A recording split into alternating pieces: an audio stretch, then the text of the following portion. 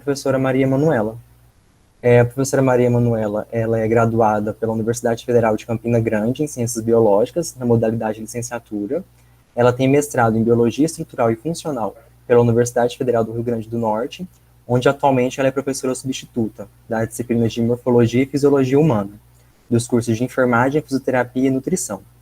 Ela tem experiência na área de Morfologia com ênfase em Neuroanatomia. Professora, de antemão, já quero agradecer também por ter aceitado o convite de participar aqui, enriquecer o evento com o seu conhecimento, tá bom? Passa a palavra para a senhora. Boa tarde, gente. Quero primeiramente agradecer à instituição que me fez esse convite a partir de Celso. Fiquei muito feliz porque é uma instituição bem longe aqui do local onde eu moro, né, na Paraíba. Enfim, Celso já me apresentou, mas antes eu queria só ter uma noção aqui do público dessa oficina. Aí eu queria que vocês me dissessem aqui no chat qual o curso que vocês fazem e de que instituição vocês são. Já vi que tem umas pessoas aqui que são da Paraíba. Fiquei bem feliz quando eu vi.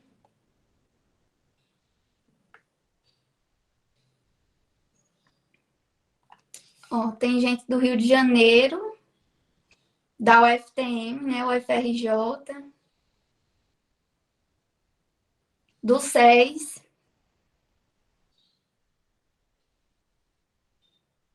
Roraima, Ceará. Muito bom.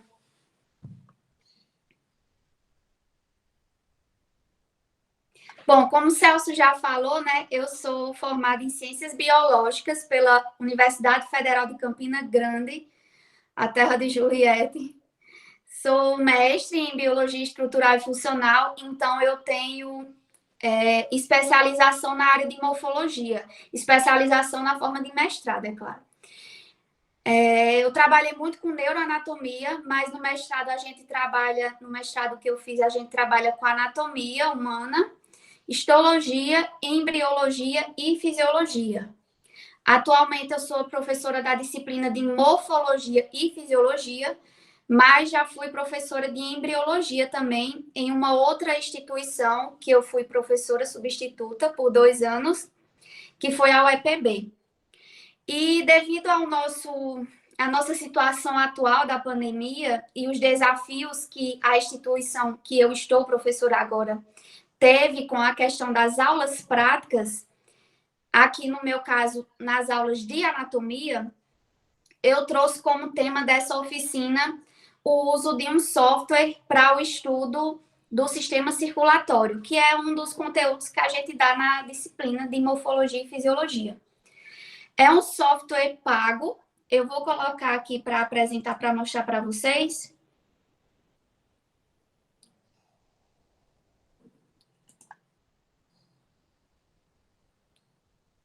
Deixa eu ver aqui.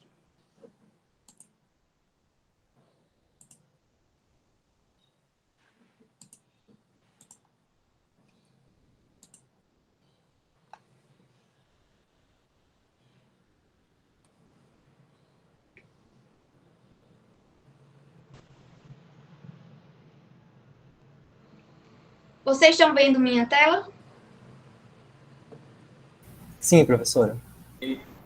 Bom, esse aqui é um print da interface inicial do aplicativo, porque eu já abri o aplicativo, que ele demora um pouquinho para abrir, que é um aplicativo pesado. Aí eu tirei aqui o print da interface inicial desse aplicativo, para vocês verem. É o Complete Anatomy, é um aplicativo da Elsevier. E eu conheci esse aplicativo porque a UFRN ia adquirir o aplicativo para usar de forma institucional. Isso no ano passado, né? Já vai fazer quase um ano, mas até agora a UFRN não comprou esse aplicativo para usar nas aulas práticas. Mas aí eu comprei por conta própria para usar nas minhas turmas. É um aplicativo que você pode ter acesso gratuito por 3 dias. E aí, caso você tenha esse acesso e queira usar mais depois, ou você compra, ou você cria uma nova conta para usar por mais 3 dias de forma gratuita. O aplicativo, você pode usar ele pelo celular ou pelo computador. Eu uso ele pelo computador. Mas quem tiver interesse em pesquisar sobre ele, é só colocar Complete Anatomy no Google ou então no aplicativo, no site de aplicativo do seu telefone, que aí você encontra. É esse daqui, Complete Anatomy. Novamente, ele é da UCVE. E só para aproveitar que eu estou aqui nessa apresentação, eu vou deixar aqui o meu contato, os meus contatos. Eu tenho uma página no Instagram que eu compartilho alguns materiais de forma gratuita, principalmente nessa área de morfologia, que é a minha área. Meu Instagram é esse, Profa Emanuela. E eu tenho um e-mail também aqui, emanuela.martins@ufrn.br, caso alguém queira entrar em contato para algum contato, né? Agora eu vou mostrar para vocês o aplicativo. Logo quando o aplicativo abre, ele aparece com essa imagem, onde existem algumas coisas que você pode ter acesso aqui. No nosso caso, eu vou usar essa parte aqui dos modelos, que é o modelo anatômico, para a gente estudar aqui o sistema cardiovascular. Bom, aqui ele já abre no sistema esquelético, como vocês podem ver. Eu vou dar um zoom aqui para mostrar para vocês inicialmente como é que ele funciona. Aqui, no caso, só o sistema esquelético está representado. Então, aqui, por exemplo, a gente consegue ver todos os acidentes ósseos de todos os ossos. Caso você queira selecionar um osso e visualizar ele isoladamente, pode fazer isso também. Aqui, ó. Você clicar aqui em isolar. E aí você consegue ver ele. E aqui do lado aparecem algumas informações. Infelizmente, o aplicativo é em inglês. Existe uma versão em espanhol para o aplicativo no celular. Mas no computador, a versão dele é em inglês. Bom, a proposta da oficina é o estudo do sistema circulatório. Então, eu vou colocar aqui as artérias e veias para a gente começar a estudar. Aqui, como vocês podem ver, ó, existem vários sistemas representados e aí, de acordo com o que você vai estudar, você seleciona. Por exemplo, o sistema nervoso aqui, você clica em cima e aperta no mais. Aí vai aparecer todo o sistema nervoso. Aqui, por exemplo, como a gente tem o crânio representado, nós não estamos vendo o encéfalo. Nós teríamos que remover o encéfalo. Dá para fazer isso osso por osso, mas eu vou remover todo o sistema esquelético para a gente ver melhor e mais rápido. Então, aqui, ó. A gente pode representar também vários sistemas ao mesmo tempo. Por exemplo, aqui o sistema respiratório e o sistema digestivo, por exemplo. E aí, dependendo do seu objetivo, você vai fazendo o estudo dessas estruturas. Pode ser topográfica, ali de uma região, mostrando todas as estruturas, ou sistêmica, como é o caso aqui que eu estou mostrando para vocês. Então, essa foi a alternativa que eu encontrei, principalmente no ano passado, de não simplesmente não ter mais aulas práticas. Porque ano passado a gente estava 100% de forma remota. No começo desse ano, a gente começou a trabalhar de forma presencial, com a carga horária reduzida, mas mesmo assim a gente tem uma parte da carga horária dedicada para práticas remotas. E aí eu uso esse aplicativo. Bom, então, seguindo na proposta da oficina com o sistema cardiovascular, vou mostrar para vocês primeiramente o coração. Aqui, essa opção que eu selecionei é uma opção que você vai colocando só as estruturas que você quer e deixa salvo para usar depois. Aqui, no caso, eu tenho do coração e do sistema respiratório. Não, Keila, esse aplicativo é só do corpo humano. Como a minha disciplina é fisiologia humana, a gente foca só no corpo humano. Tá bom, tá? Damião, desliga o áudio, por favor. Bom, então vamos lá. Aqui tem alguns vasos representados, ó. que eu queria deixar os vasos do coração aqui ainda presentes, aí eu tive que tirar os que estavam aqui ao redor para a gente conseguir ver o coração. Oi, Miguel. Eu vou colocar aqui no chat o nome do aplicativo. Mas no final da reunião eu posso mostrar de novo.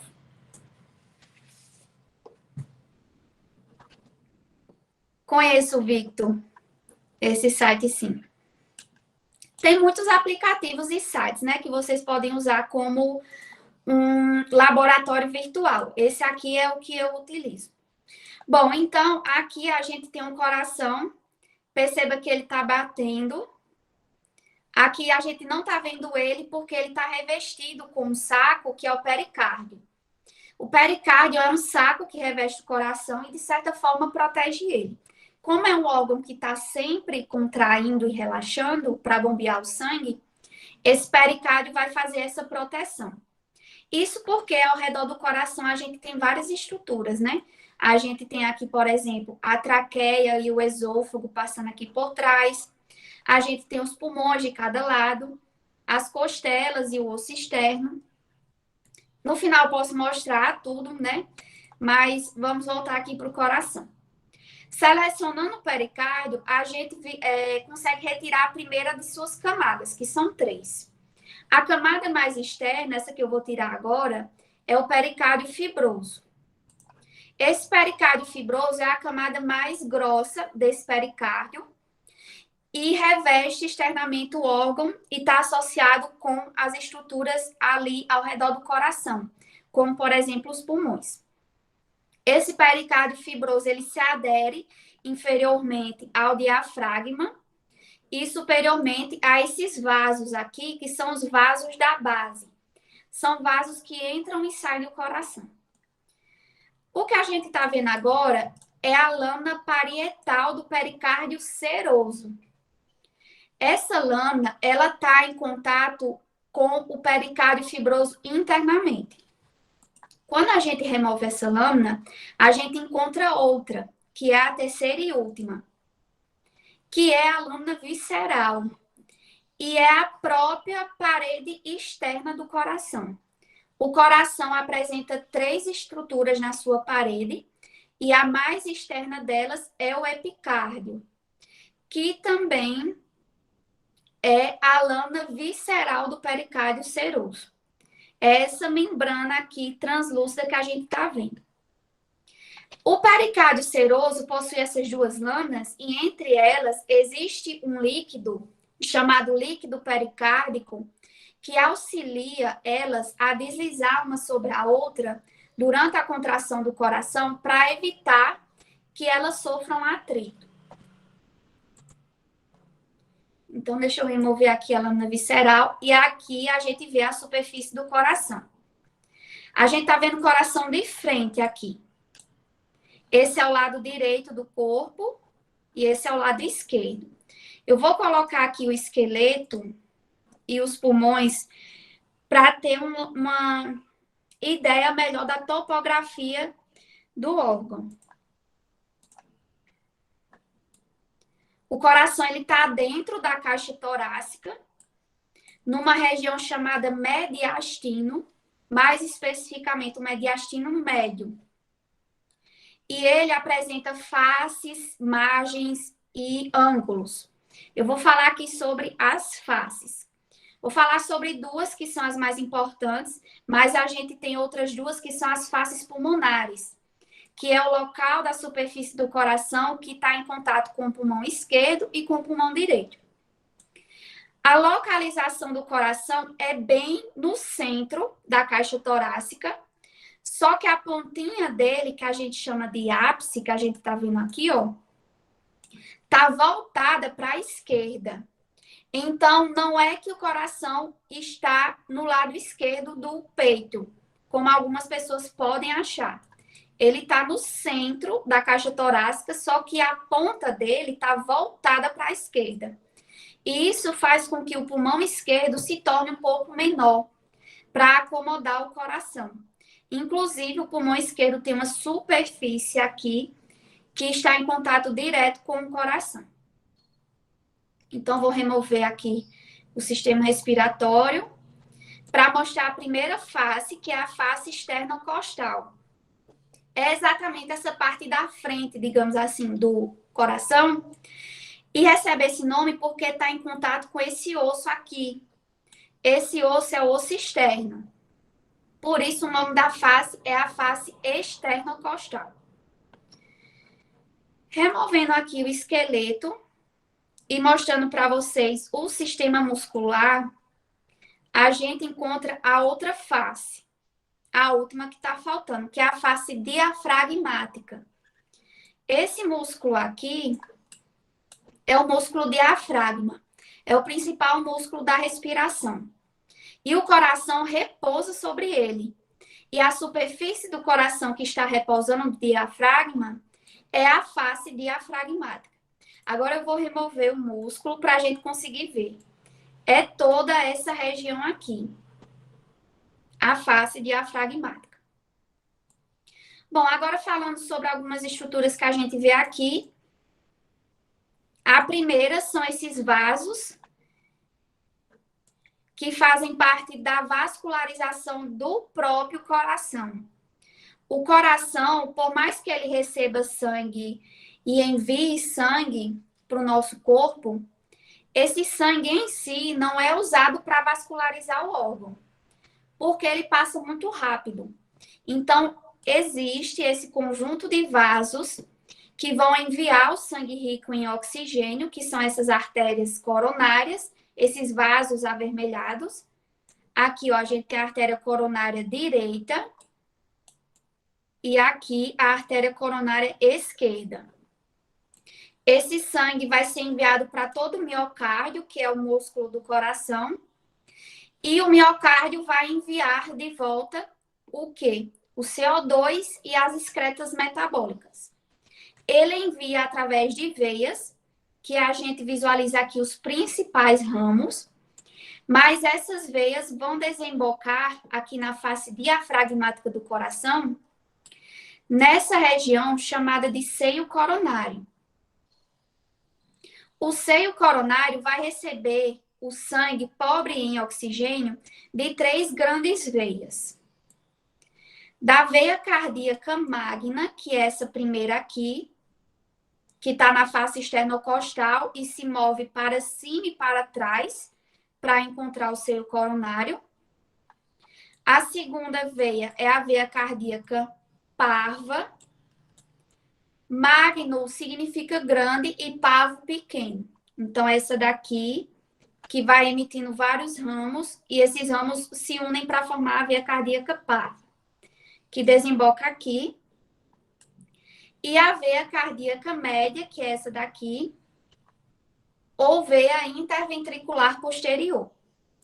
Esse sangue pobre em oxigênio que está vindo do próprio coração, do miocárdio, vai desembocar no seio coronário e é enviado para essa câmara aqui. É a primeira câmara onde o sangue chega, o sangue de todo o corpo e do próprio coração chega, que é o átrio direito. Então, falando agora sobre essas câmaras. O coração é um órgão oco. Por dentro, ele tem câmaras. Essas câmaras, algumas estão separadas e outras estão parcialmente unidas entre si. Externamente, a gente visualiza os átrios e ventrículos, sendo os átrios essas regiões aqui mais superior, sendo esse o átrio direito e aqui o átrio esquerdo. E a gente tem os ventrículos, o ventrículo direito e o ventrículo esquerdo. Isso vai ficar mais claro quando a gente abrir o coração e visualizar ele por dentro. Mas externamente, a gente tem essas delimitações de átrios e ventrículos através desses locais aqui onde a gente tem gordura na parede do coração, que são locais onde há, sim, esse depósito de gordura, é normal, mas essa gordura pode estar depositada em maior quantidade, dependendo dos hábitos alimentares de cada um. Mas aqui, ó, é o sulco coronário. É uma região da superfície do coração que apresenta um sulco. E por esse motivo, a gordura se deposita aqui. Então, desse sulco para trás, a gente tem os átrios. E do sulco aqui para frente, a gente tem os ventrículos. Esse primeiro sulco é o sulco coronário. O segundo é esse daqui, é o sulco interventricular. Ele separa externamente o ventrículo direito do ventrículo esquerdo. E por trás do coração, a gente tem também esses sulcos. A gente tem o sulco coronário também, ó. Coronário porque é como se fosse, de fato, uma coroa que reveste, que recobre o coração. E o sulco interventricular posterior. Então, se eu selecionar aqui essa estrutura externa, a gente vai remover todos esses vasos, porque esses vasos estão na primeira camada do coração, que é o epicárdio. Talvez as veias ficaram. Então, vou remover aqui, primeiro, essa região aqui, para a gente ver o átrio por dentro. Aí, agora, a gente vai fazer o percurso que o sangue faz quando chega no coração. Ele vai chegar no coração de duas formas, porque a gente tem dois tipos de circulação. Quem já pagou anatomia sabe disso. Existe a circulação pulmonar e existe a circulação sistêmica. O coração, ele pode ser considerado como duas bombas. Existe a bomba direita e a bomba esquerda. E cada uma dessas bombas vai servir a uma dessas circulações. Por exemplo, a bomba direita, ela vai receber sangue vindo de todo o corpo e vai enviar o sangue para os pulmões. A bomba esquerda vai receber o sangue dos pulmões e vai enviar para todo o corpo, para oxigenar nosso corpo. Então, começando com a bomba direita, a gente tem o átrio direito, que recebe sangue da veia cava superior e veia cava inferior. Essa região aqui, ó, talvez vocês já percebam isso, mas essa região parece a orelha de um cachorro. Não sei se vocês concordam comigo. Mas essa estrutura é uma projeção do próprio átrio, que é chamado de aurícula direita, porque a gente está falando do átrio direito. E recebe esse nome de aurícula porque parece uma orelha. Então, eu vou remover para a gente ver o átrio por dentro. Então, aqui, o que a gente encontra no átrio? As aberturas da veia cava superior, que está trazendo sangue pobre em oxigênio da cabeça, pescoço, membros superiores e do músculo diafragma para cima da caixa torácica. A veia cava inferior, que está trazendo sangue do diafragma para baixo. Então, está trazendo sangue da parede abdominal e dos membros inferiores. E a gente tem também a abertura do seio coronário aqui, que está trazendo sangue pobre em oxigênio da própria parede do coração. Esse sangue vai chegar aqui no átrio e vai ser bombeado para a próxima câmara, que é o ventrículo. Perceba que aqui a gente tem uma abertura que está parcialmente disponível. Tem um momento que ela está aberta e tem um momento que está fechada. A cada batimento cardíaco, essa estrutura se fecha. E a gente já vai entender por quê. Essa abertura se chama ósteo atrioventricular, porque é um ósteo que comunica o átrio com o ventrículo. Outra estrutura que a gente tem aqui é essa parede que separa o átrio direito do átrio esquerdo, que está lá do outro lado. E nessa parede, a gente encontra essa estrutura que é a fossa oval. Ela é um resquício do forame oval. O forame oval é uma abertura que se apresenta nessa região durante o nosso desenvolvimento embrionário. Então, o nosso coração, ele começou a bater lá na barriga da nossa mãe, no primeiro mês de gestação, lá pelo 22º dia de gestação. Isso para bombear o sangue, para poder vascularizar o nosso corpo em desenvolvimento.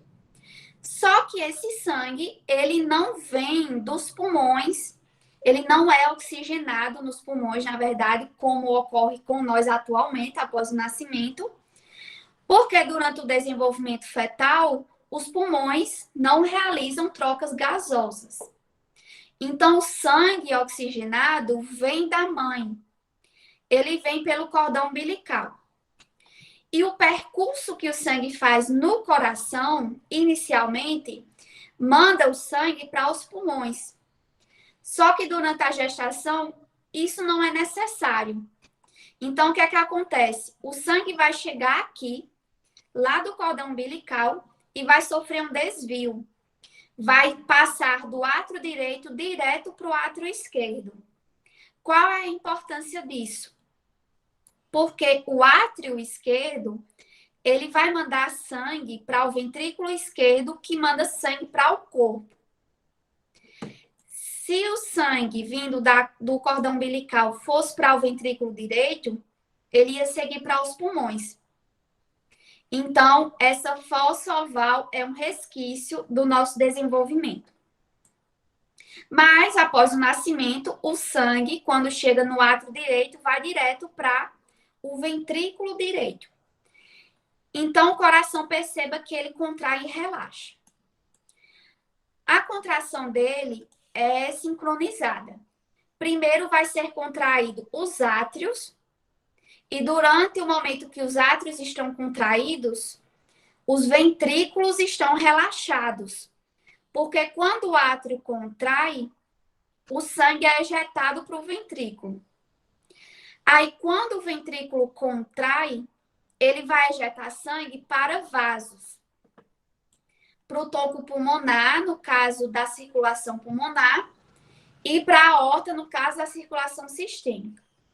Então, vamos ver agora o ventrículo direito.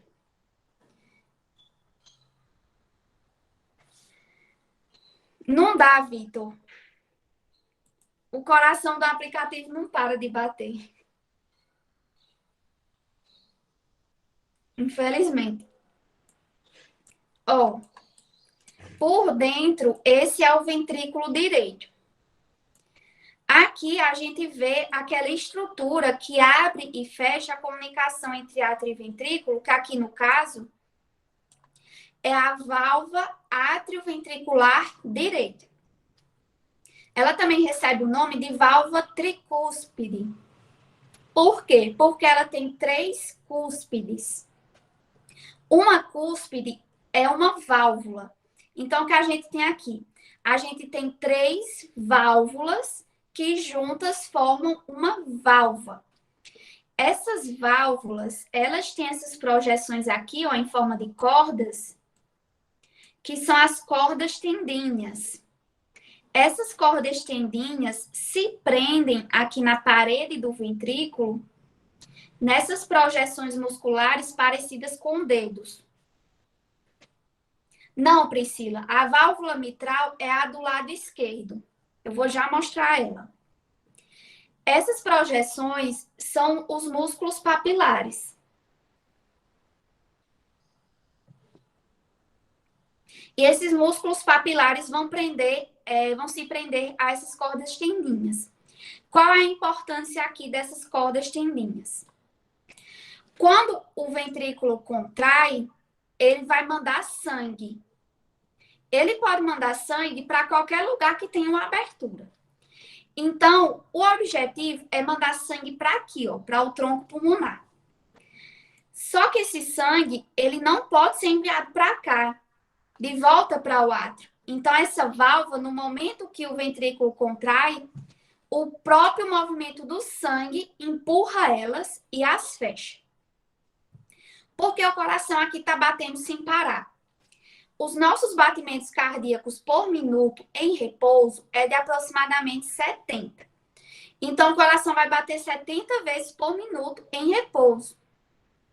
Em uma pessoa que está ansiosa ou praticando alguma atividade física, essa frequência aumenta.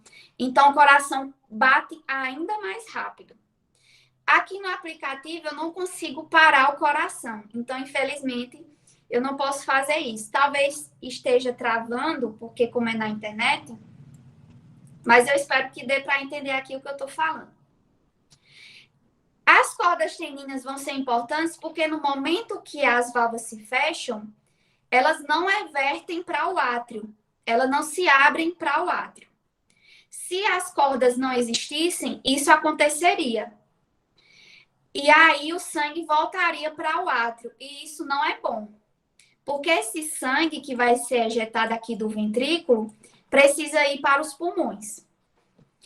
Aqui no coração, dentro do ventrículo direito, a gente tem esses músculos, ó, que são as trabéculas cárneas. E esses músculos papilares são especializações dessas trabéculas cárneas. Aqui, no caso, a gente tem 3 músculos papilares. A gente tem um anterior, que é esse daqui, o posterior e o septal. Septal, porque ele está nessa região aqui, que é o septo interventricular. É uma parede que separa o ventrículo direito do ventrículo esquerdo. Aí aqui a gente tem um tronco pulmonar, ó, também tem válvulas aqui, só que elas são diferentes. Elas não têm cordas tendinhas. Elas também vão abrir e fechar aqui a abertura do tronco pulmonar. Por quê? Quando o ventrículo se contrai para ejetar o sangue, a pressão dele se torna maior do que a pressão do tronco pulmonar. Quando isso ocorre, essas válvulas se abrem e o sangue flui. Só que chega um momento que a pressão no tronco pulmonar vai se tornar maior do que a pressão no ventrículo. Aí o que acontece? O restinho de sangue vai tender a retornar. Quando ele retorna, ele não volta para o ventrículo porque essas válvulas se fecham. Elas se fecham pelo próprio sangue que está chegando ali. Elas têm um formato de meia-lua. Eu não sei se dá para ver aqui no aplicativo. São 3. E aqui, no caso, ela é chamada de válvula do tronco pulmonar. Ou válvula semilunar também, porque elas têm um formato de meia-lua. Tronco pulmonar, porque esse vaso aqui é o tronco pulmonar. Ele é uma artéria que sobe aqui e logo se ramifica em artérias pulmonares. Eu vou tentar mostrar aqui para vocês elas. Aqui. A gente tem uma artéria pulmonar esquerda e uma artéria pulmonar direita, que vai mandar esse sangue para os pulmões.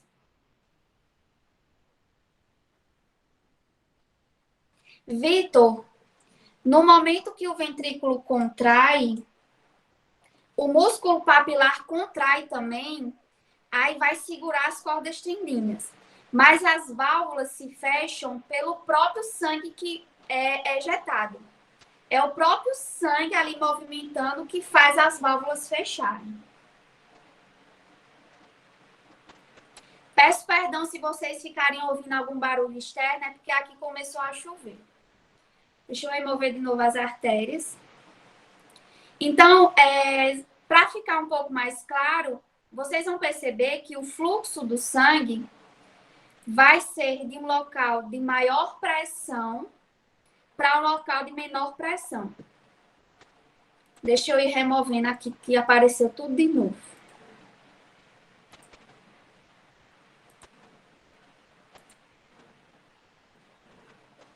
Pronto, assim tá bom.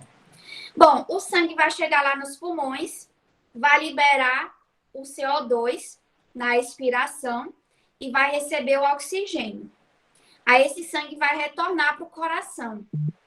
Só que ele retorna para o lado esquerdo do coração. Então, agora a gente vai ver a bomba esquerda. Esse sangue retorna por vários vasos, várias pequenas veias que vão aumentando, e vão formar essas veias maiores. São as veias pulmonares. Talvez surja uma dúvida, porque geralmente a gente tenta associar a artéria a um vaso na cor vermelha e a veia a um vaso na cor azul. Só que não necessariamente é assim. Porque essas veias aqui são veias que estão passando através delas sangue rico em oxigênio, porque esse sangue está acabando de chegar dos pulmões. Todas as outras veias, na verdade, são representadas em azul, porque está passando por elas sangue pobre em oxigênio. Mas a exceção vai ser essa já aqui, que são as veias pulmonares. Elas estão trazendo o sangue dos pulmões de volta para o coração. Por isso elas são vermelhinhas, porque o sangue aqui está rico em oxigênio. A gente tem as veias pulmonares direitas, superior direita, inferior direita, superior esquerda, inferior esquerda. Eu vou abrir aqui o átrio esquerdo para a gente ver ele por dentro. Aqui, ó, a gente não tem aquela fossa oval como no átrio direito, mas a gente também tem uma aurícula, só que ela é bem pequenininha no átrio esquerdo e ela é mais triangular. Aqui a gente tem as aberturas das veias, que são 4, que são os únicos vasos aqui que trazem sangue para o átrio esquerdo. E a gente tem um mocho aqui também, ó, do mesmo jeito. E aqui a gente tem uma válvula também. Essa é a válvula mitral. Que alguém perguntou aqui, ou não? Priscila perguntou. Essa é a válvula mitral. É a válvula do lado esquerdo do coração. O sangue chega no átrio esquerdo e vai para o ventrículo esquerdo. Então, vou mostrar ele para vocês. Deixa eu ver se eu consigo tirar essas veias. Mais ou menos. Deixa eu tirar esse daqui. Aqui, o ventrículo esquerdo, ele é diferente do ventrículo direito. Embora o aplicativo não mostre isso de forma fidedigna, a parede do ventrículo esquerdo é muito mais espessa. Por quê? A gente viu que o ventrículo direito manda sangue para os pulmões, né? Os pulmões estão do lado do coração. Então, não precisa de tanta força. Agora, o ventrículo esquerdo vai mandar sangue para todo o nosso corpo. É o sangue que vai lá para a cabeça, lá para o pé, para os nossos pés, para as nossas mãos. Então, a distância é muito grande que esse sangue vai percorrer. Então, é preciso uma força muito maior. E, por isso, a parede do ventrículo esquerdo é mais espessa. A gente tem também músculos papilares aqui do mesmo jeito. Trabéculas cárneas, cordas tendinhas. Só que aqui, ó, a nossa válvula do lado esquerdo é a válvula atrioventricular esquerda, bicúspide ou mitral. Por que bicúspide? Porque ela só tem 2 cúspides. Lá no ventrículo direito eram 3, aqui são 2. E o nome mitral vem de mitra, que é aquele chapéu usado por bispos e papas, se parece com essa válvula. E aí, por isso, ela recebe esse nome também, de válvula mitral. No momento que ela se fecha novamente, é o momento que o ventrículo vai contrair para ejetar o sangue. Aí, para o sangue não voltar para o átrio esquerdo, elas vão se fechar. O sangue vai ser ejetado para aqui, ó. Que também tem uma válvula. Só que aqui não é o tronco pulmonar. Aqui é a aorta. É a maior artéria do nosso corpo. Essa daqui, ó. Ela vai mandar o sangue para todo o nosso corpo. O sangue rico em oxigênio. Ela tá seccionada aqui, mas eu vou tentar mostrar ela toda. Aí agora a gente vai ver os principais vasos, principais artérias e veias que a gente tem no nosso corpo. Já que a gente tá falando aqui da circulação, tem sim, Hermógenes. Eu usei justamente essas 2 circulações para mostrar para vocês que o lado direito do coração, ele trabalha com a circulação pulmonar, porque ele vai mandar o sangue para os pulmões. E o lado esquerdo do coração trabalha com a circulação sistêmica, porque recebe o sangue dos pulmões e manda para o nosso corpo. E aí esse sangue vai ser enviado para a aorta, que é a primeira artéria, a artéria que está saindo lá do ventrículo esquerdo. Ela tem 3 partes, ó. Ela tem a parte ascendente, que é essa daqui, que passa para o lado esquerdo como arco da aorta, que é essa parte aqui, e passa para trás e para baixo como parte descendente da aorta. Aí essa parte descendente, a gente tem uma parte que passa pelo tórax e tem uma parte que passa pelo abdômen. Os primeiros ramos desse grande vaso são as artérias coronárias. São aquelas que a gente estava vendo aqui, a artéria coronária direita e esquerda. Vou colocar aqui de novo para vocês. Ó. Então, algumas pessoas podem achar que os primeiros ramos da aorta são esses 3 aqui, ó, do arco da aorta, mas não. Os primeiros ramos da aorta são a artéria coronária direita e a artéria coronária esquerda, que está aqui escondidinha. Mas como é que esse sangue vai chegar nessas artérias? Vou mostrar aqui para vocês. Deixa eu voltar aqui para aquele estado inicial.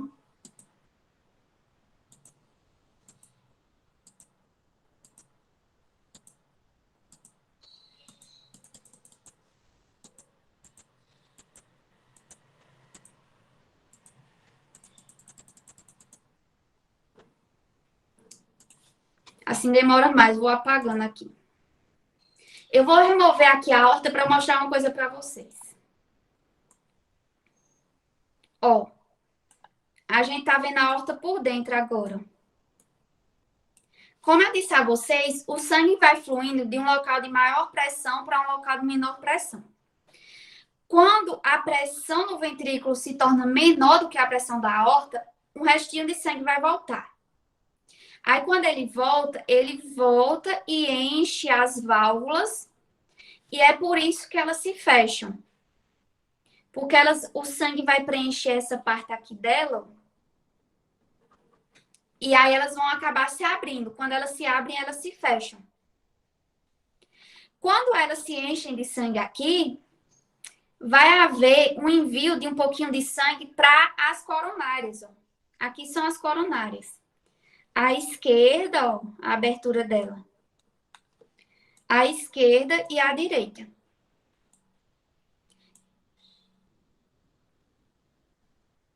Então, os primeiros ramos da aorta, novamente, são as coronárias. Mas o que acontece quando elas entopem? Vocês com certeza sabem o que acontece, mas também talvez não saibam qual o nome. Qual o nome da doença que acontece quando elas ficam obstruídas?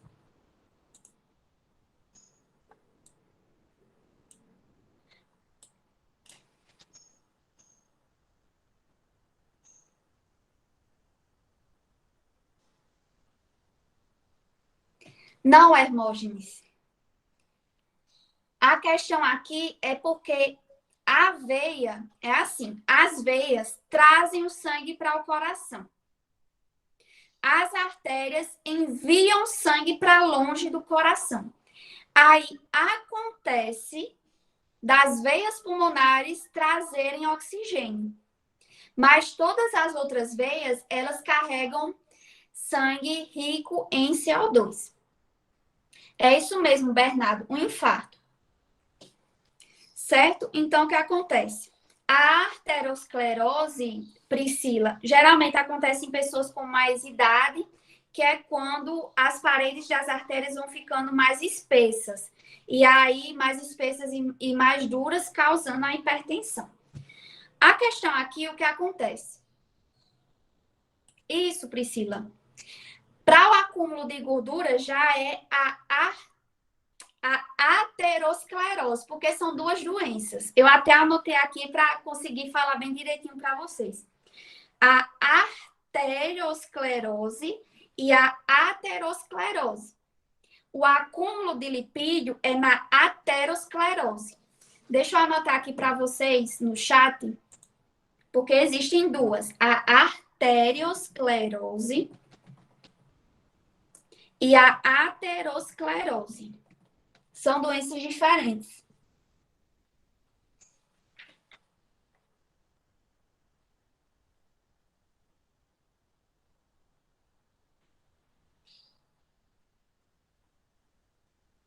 Bibi, eu não sei exatamente o que é, claro, né? Que eu sou bióloga. Mas despolarização talvez seja que o ritmo do seu coração seja desregulado.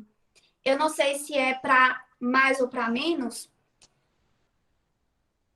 Provavelmente septal é um dos septos que separam os átrios ou ventrículos. E essa regurgitação talvez seja porque a sua válvula, ela volta para os átrios, ela se abre.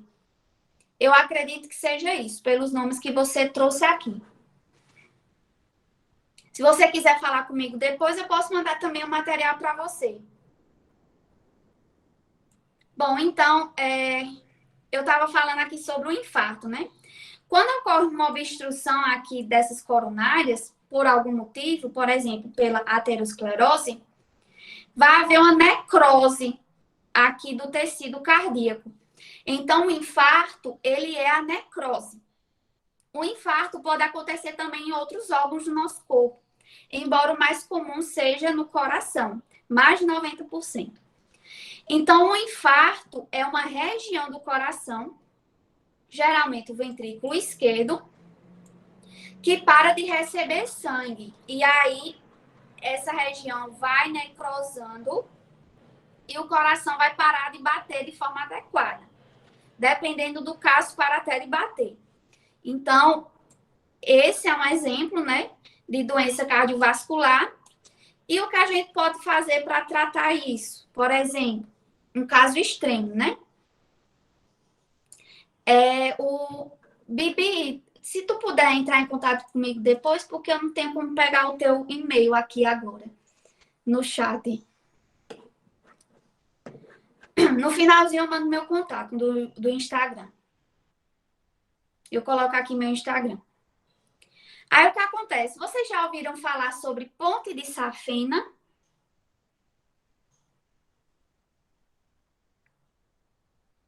Sim, sim. Pronto. Alguém sabe aqui o que é a safena dessa ponte?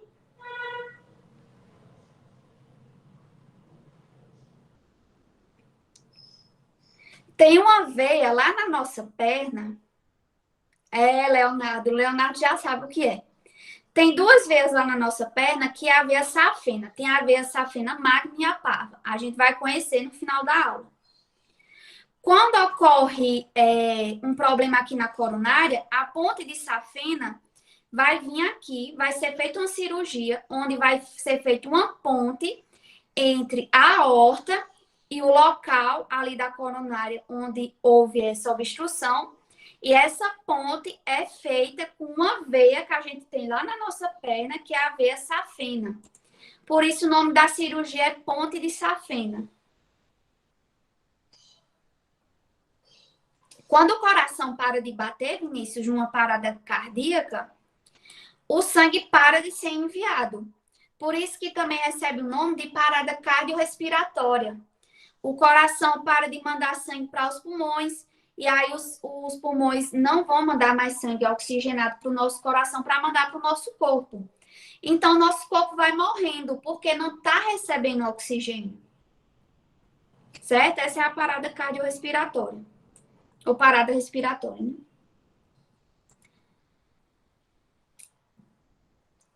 Porque é a maior veia do nosso corpo, Bernardo.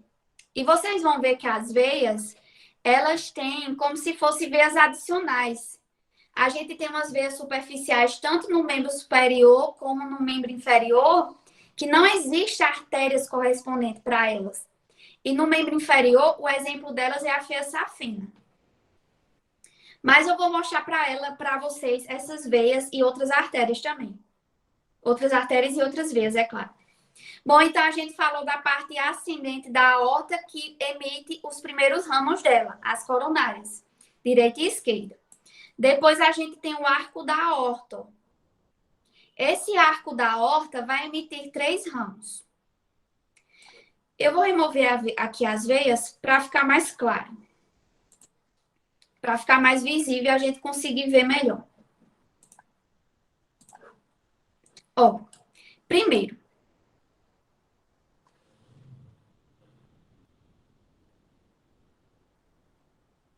A arritmia que você quer dizer, Priscila? Tem uma região do nosso coração que controla a frequência dos nossos batimentos. Ou melhor, que inicia a frequência dos nossos batimentos, que é o nó sinoatrial. É uma estrutura que é microscópica. Não dá para ver aqui, mas é uma estruturazinha, uma especialização aqui entre o átrio direito e a veia cava inferior. É essa estrutura que gera os potenciais de ação que vão culminar na contração do coração. Então, por exemplo, o nosso sistema nervoso consegue controlar o nosso coração aumentando ou diminuindo a frequência dos batimentos. Mas os batimentos do coração, quem controla é o próprio coração. Quem aí nunca viu imagem na TV ou em uma série, por exemplo, Grey's Anatomy, de um coração que vai ser transplantado que está lá na bandeja e ele continua batendo? Acho que todo mundo aqui já deve ter visto essa cena. Um coração numa bandeja que está batendo. Ele continua batendo porque é o próprio coração que realiza esses batimentos. Mas o que é que o coração, durante o transplante, quando está fora do corpo, precisa? De um ambiente ideal com íons cálcio, que são os íons que vão atuar nesses potenciais de ação, e do próprio sangue que vasculariza o próprio miocárdio, a parede do coração. Certo? Então, esses batimentos que a gente está vendo aqui, quem controla, quem realiza, na verdade, é o próprio coração. O sistema nervoso controla, mas aumentando ou diminuindo. Apenas. Então, aqui, os ramos do arco da aorta são 3. Ó. Qual o objetivo desses ramos? Vascularizar cabeça, pescoço e membros superiores. Os vasos da cabeça são as carótidas. Os do membro superior são as subclávias. Então, agora vamos voltar aqui para a gente ver. O primeiro ramo que se forma do arco da aorta é o tronco braquiocefálico. Bráquio de braquial, que tem a ver com braço, membro superior, e cefálico com cabeça. Esse tronco braquiocefálico vai se bifurcar logo quando se forma. Já mostro para vocês. O segundo ramo é a artéria carótida comum esquerda. Ó, percebam que ela vai para a região do pescoço. O terceiro ramo é a subclávia esquerda. E ela vai para o braço, para o membro superior, do lado esquerdo. A artéria carótida e subclávia do lado esquerdo, elas se formam direto do arco da aorta, como a gente está vendo aqui. Mas do lado direito do nosso corpo, a gente tem também uma carótida, ó, e uma subclávia. Só que elas não se... Opa! Uma subclávia aqui. Só que elas não se formam diretamente do arco da aorta. Elas se formam do tronco braquiocefálico.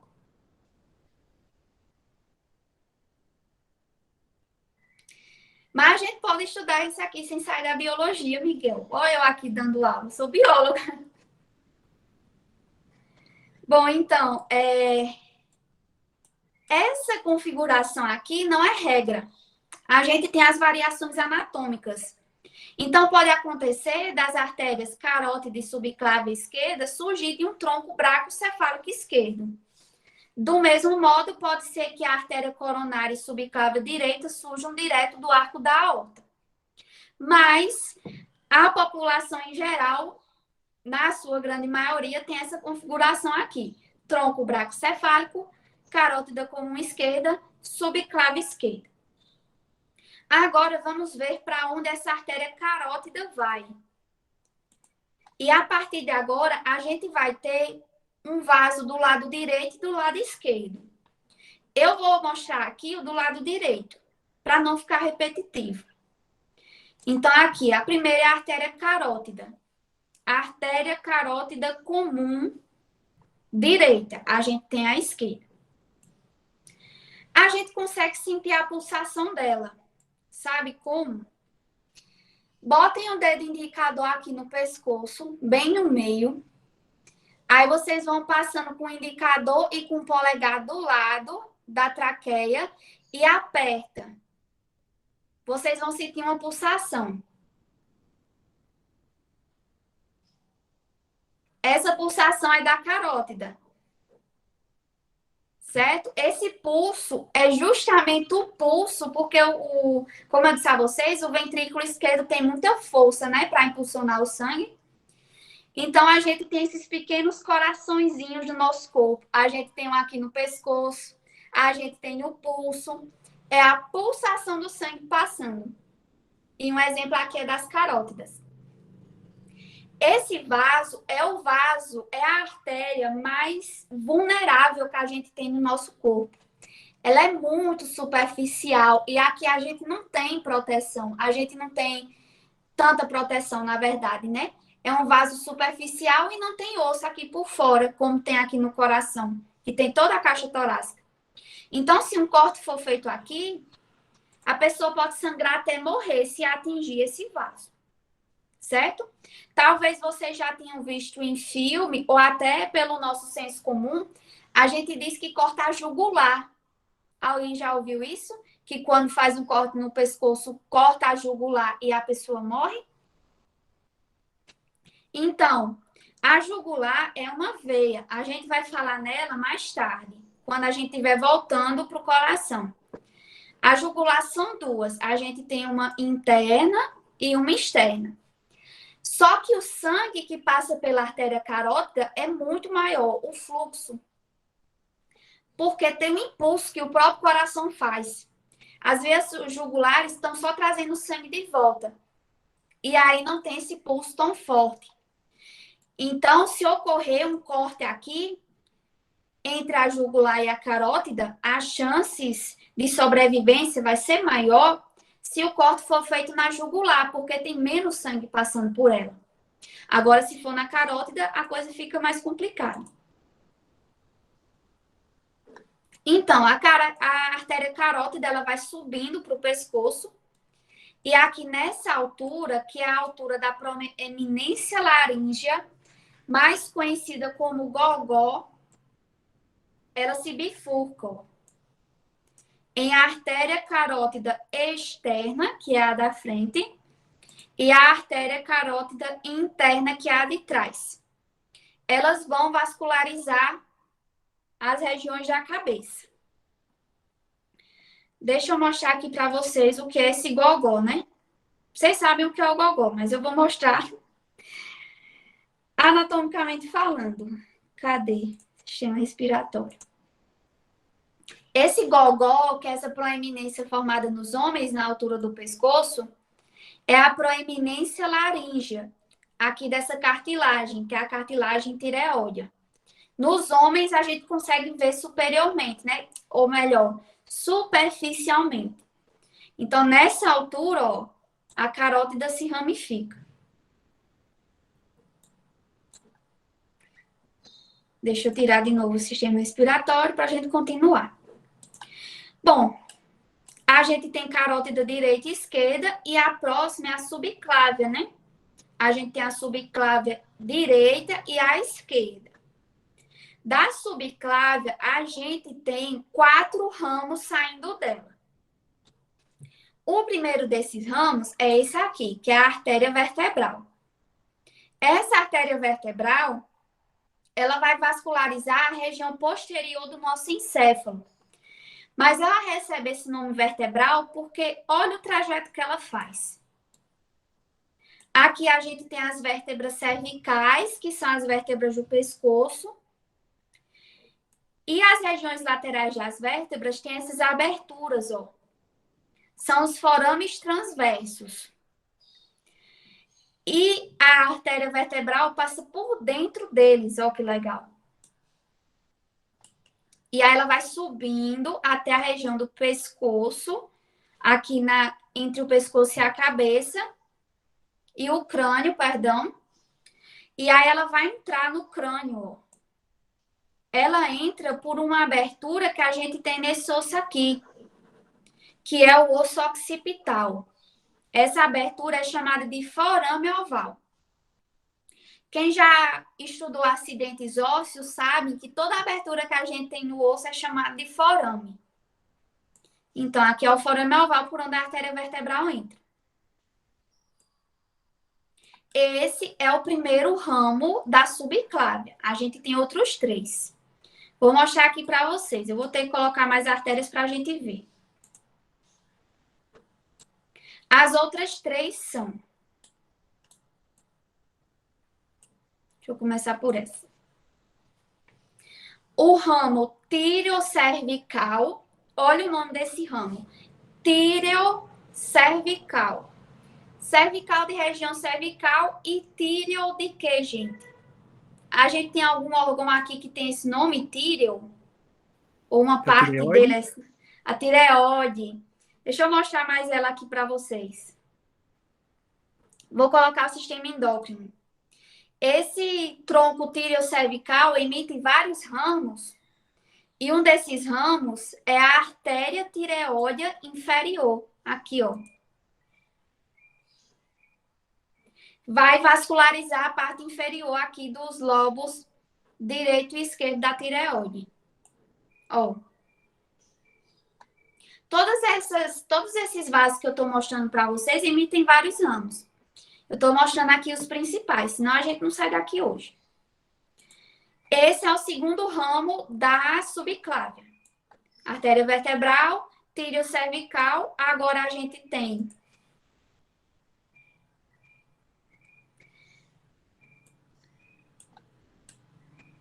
Aliás, são 3. A artéria torácica interna. E aqui atrás, a costa cervical. Então, são 3.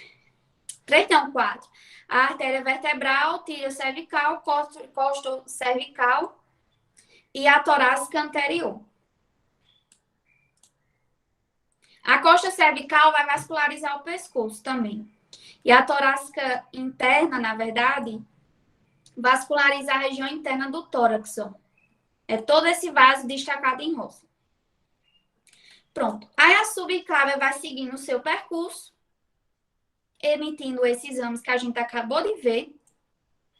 E ela vai seguindo para os lados, aqui na nossa região torácica superior. E essa região mais lateral é a região axilar. E a subclávia, ela se continua nessa região com a artéria axilar. Certo? E a artéria axilar também vai emitir vários ramos. A gente tem as torácicas, os ramos torácicos, na verdade.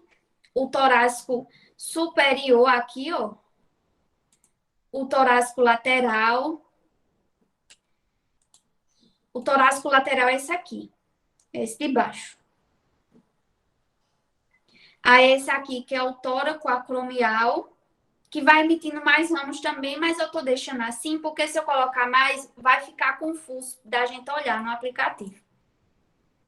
E o último ramo é esse aqui, ó, que vasculariza essa região do nosso ombro, do úmero, que é a artéria circunflexa humeral. A gente tem a anterior e a posterior aqui, ó.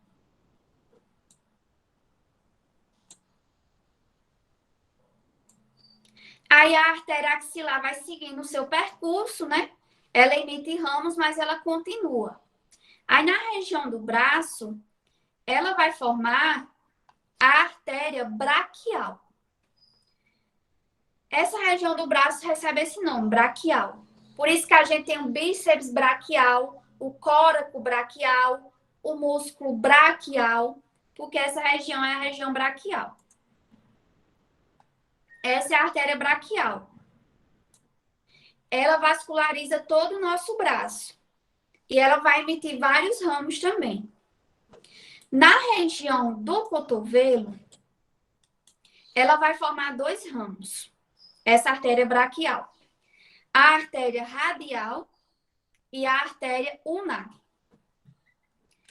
Como identificar elas duas? Uma é radial, a outra é ulnar. Aqui a gente tem 2 ossos no antebraço. O osso rádio e a ulna. Então, a artéria radial é aquela que está seguindo com o rádio e a artéria ulnar é aquela que segue com a ulna.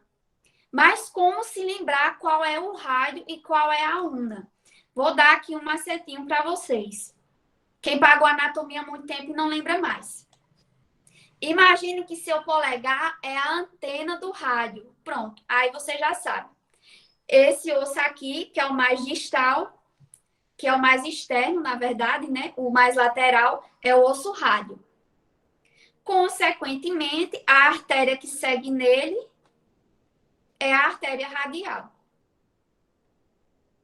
Aí o outro osso, óbvio, é a ulna. E o vaso, a artéria aqui que segue com ele é a artéria ulnar. Aqui, ó. São as 2 principais artérias que vascularizam o antebraço. Novamente, elas emitem aqui vários ramos. Na região da mão, elas se unem para formar 2 ramos principais.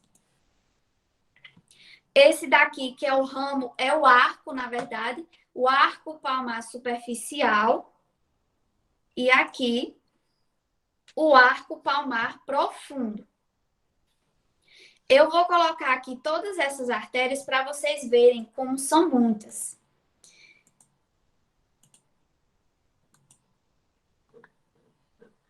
Ó, o que a gente vê aqui são os principais ramos, mas eles vão formar vários outros.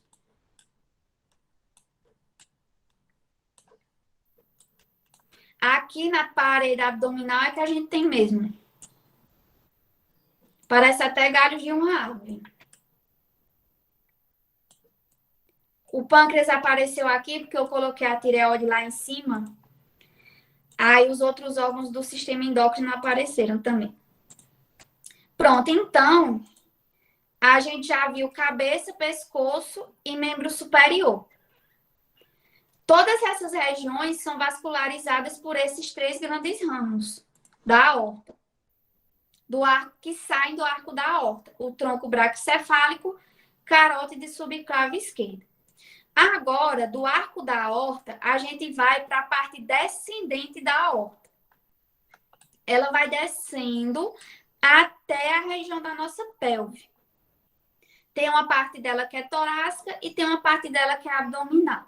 Eu vou colocar o esqueleto, senão não faz sentido a gente ver isso aqui. Ó, a parte descendente da aorta tem uma parte que é torácica, porque passa através do tórax.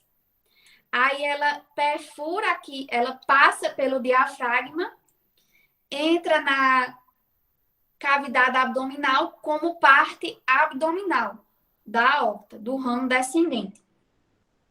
E essas partes vão emitindo ramos que vai vascularizando tanto os órgãos do tórax e abdômen, como a própria parede torácica e abdominal.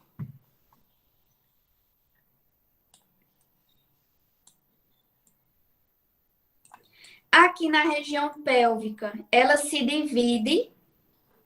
Aqui a gente tem o osso do quadril, que algumas pessoas chamam de bacia, embora esse nome seja um nome antigo. E aqui ela vai se dividir em artérias ilíacas. E aqui a gente vai ver uma configuração semelhante às carótidas, lá do pescoço. Deixa eu colocar aqui que tá faltando uma coisinha. Pronto.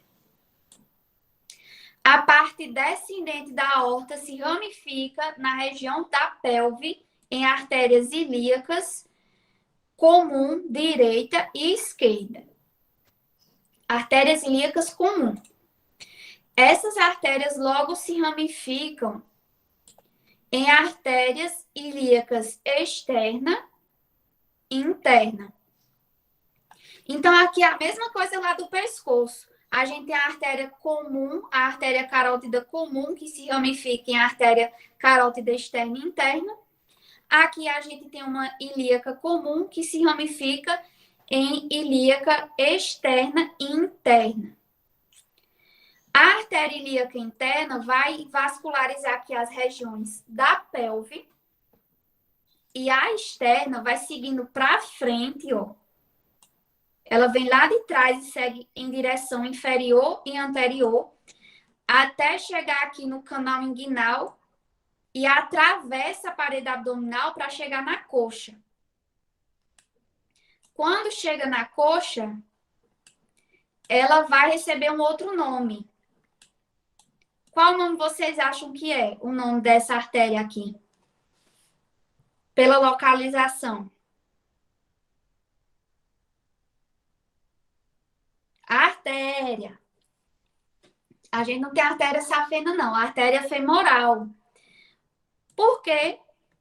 Ela vasculariza a coxa e como a gente tem aqui na região da coxa o fêmur, que é o maior osso do nosso corpo, ela recebeu esse nome. Essa artéria femoral, ela emite um ramo logo no seu início, que é a artéria femoral interna. Obviamente, também emitem outros ramos, né? Essa artéria femoral também, ela se torna muito exposta, assim como a carótida interna, lá no nosso pescoço. A carótida interna não, perdão. A carótida comum, como lá no nosso pescoço. E se um corte for feito aqui, pode acontecer da pessoa acabar morrendo. Eu não sei se vocês se lembram, mas há alguns anos atrás teve um caso de um casal que o noivo estava na festa de casamento, o noivo estava com a taça no bolso e eu não lembro se ele caiu, eu não lembro o que aconteceu. Eu sei que essa taça perfurou a artéria femoral dele e ele morreu. Eu não sei se alguém aqui sabe desse caso. Ele já tem alguns anos.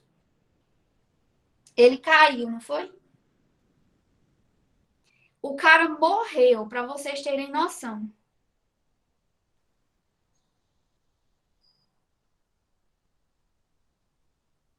Foi. Para a gente ter uma noção de como superficial é, né?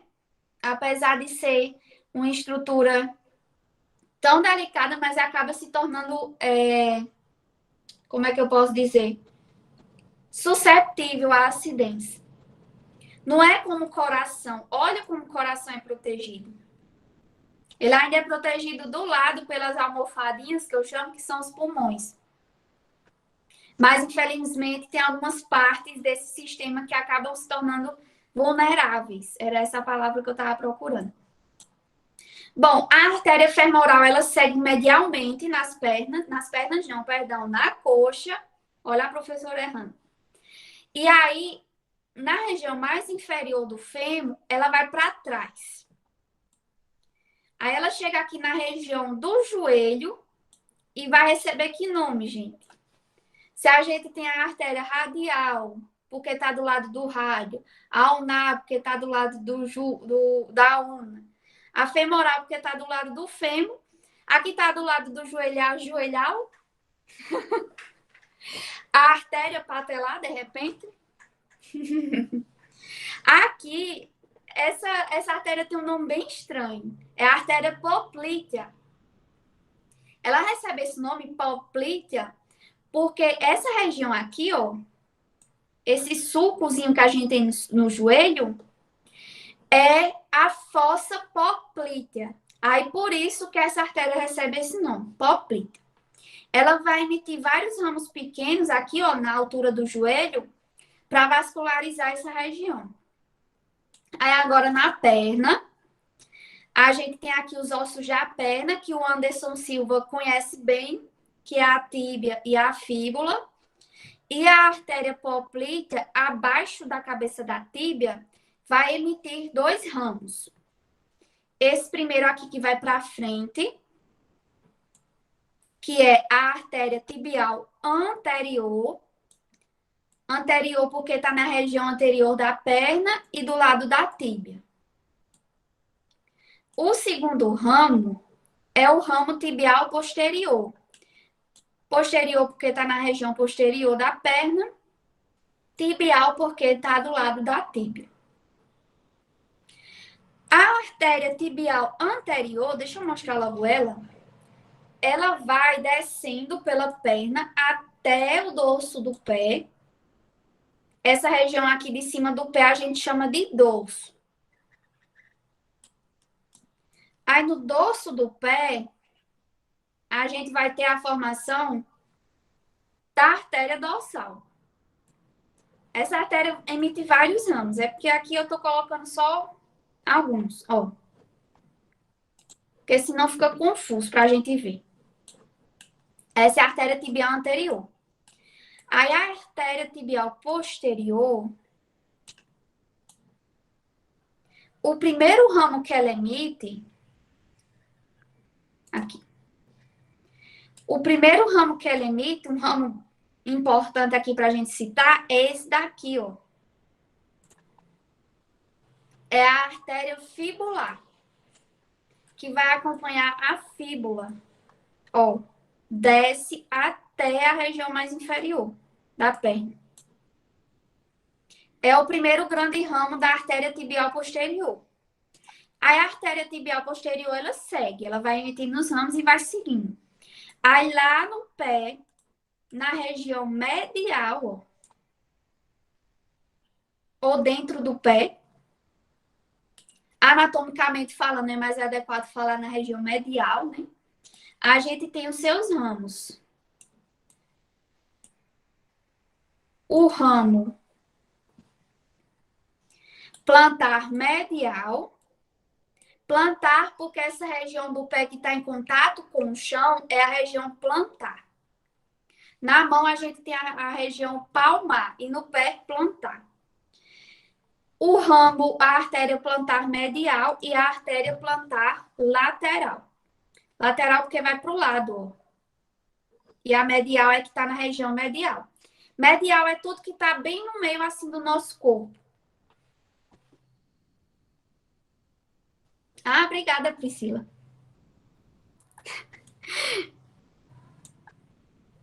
Meu sotaque é muito carregado, eu sou acostumada com gente que tem o mesmo sotaque, eu não percebo que eu tenho sotaque.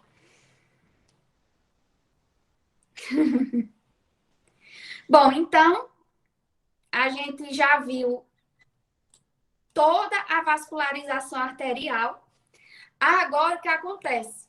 Esse sangue vai ser mandado para todas essas regiões, aí vai deixar o oxigênio lá nos tecidos e vai receber o resto. CO2, escórias metabólicas, toxinas, dependendo da região do nosso corpo. Aí o que é que esse sangue vai, para onde esse sangue vai? Vai voltar para o coração, né? Então, ele vai voltar por onde? Pelas veias. Então, já que a gente está aqui na região inferior, eu vou começar com ele. As veias, elas são um pouquinho diferentes das artérias. Primeiro, a gente tem as veias correspondentes a quase todas as artérias que a gente viu. Por exemplo, aqui na perna, a gente tem uma veia tibial anterior, ó. Vou mostrar só aqui, para não se tornar repetitivo. A gente tem uma veia tibial anterior que acompanha a artéria tibial anterior e geralmente são sempre duas veias em uma artéria. A gente tem uma veia tibial posterior também, ó, que acompanha a artéria de mesmo nome. Mas a gente tem umas diferenças. As artérias mais calibrosas que a gente tem no nosso corpo, elas são profundas. Raras algumas exceções, como a artéria femoral e a carótida, que a gente viu, que elas são superficiais. Mas as veias, a gente tem veias superficiais tanto na perna como nos braços, que não existem artérias correspondentes para elas. A primeira aqui que eu vou dar o exemplo, a gente já falou que é a veia safena. A gente não tem artéria safena, certo? E a veia safena, que são duas, elas são superficiais. A primeira que eu vou mostrar é a aqui da perna. A gente tá vendo por trás da perna. A parte posterior. Essa é a veia safena parva. Como eu disse a vocês, parvo é pequeno, magno é grande. Por quê? Porque existe uma veia safena parva. Porque existe a safena magna, né? Essa é a safena da perna, ó. A safena parva. Ela vai terminar lá na veia poplítea. Mas a gente tem outra veia safena aqui, que é a veia safena magna. Inclusive, ela é a maior veia do nosso corpo. Olha o tamanho dela. Ela vai desde o pé e sobe até a região superior da coxa, onde encontra o fêmur, a veia femoral. Perdão. E aí desemboca na veia femoral, aqui na parte mais superior dela. É dessa veia aqui que é feita a ponte safena, lá do coração. E geralmente os problemas de varizes acontecem devido a problemas nas válvulas dessas veias. Como assim? A gente viu aquelas válvulas lá do coração, né? O aplicativo aqui não mostra. Mas se vocês perceberem, o sangue vai retornar ao coração por elas, né? Então o sangue vai ter que fazer um percurso contra a gravidade. Então, o que é que faz com que esse sangue seja impulsionado e não fique represado? Dentro das veias, a gente tem umas válvulas que o sangue passa, a válvula está aberta.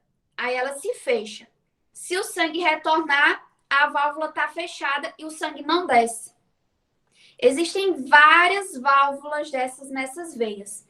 Aí elas vão subindo, subindo, até aqui a cavidade pélvica.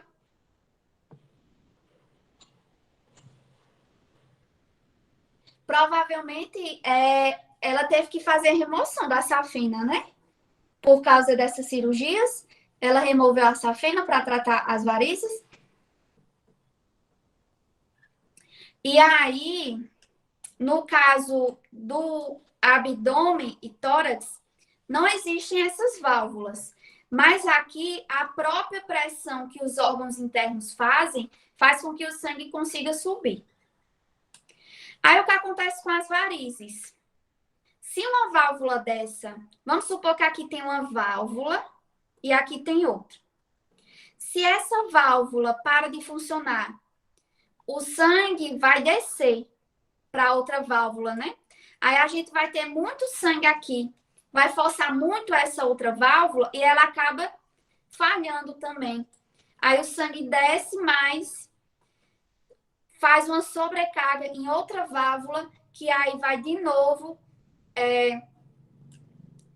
fazendo com que a válvula falhe, e aí isso vai, ao longo do tempo, aumentando a falha nesses vasos, o sangue vai ficando ali represado, e é isso que formam as varizes. E como eu disse, as principais veias associadas aqui às varizes são as safenas. Bom, lá na região, como eu disse a vocês, as veias são praticamente equivalentes. Aqui no membro inferior, a diferença vai ser a safena, mas a gente tem a artéria, do mesmo jeito que a gente tem as artérias tibiais anterior e posterior, a gente tem as veias. Do mesmo jeito que a gente tem a artéria femoral, a gente tem a veia femoral.